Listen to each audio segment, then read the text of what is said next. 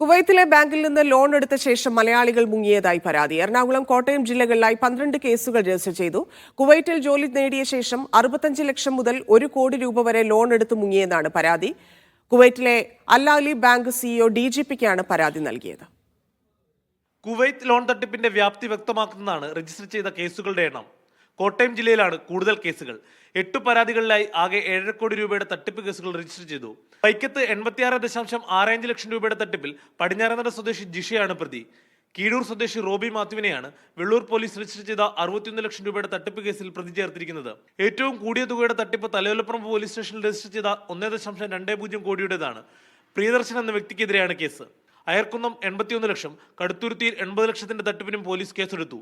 കൊങ്ങാണ്ടൂർ സ്വദേശി ടോണി പൂവേലിയിൽ, കടുത്തുരുത്തി സ്വദേശി റെജിമോൻ എന്നിവരാണ് പ്രതികൾ.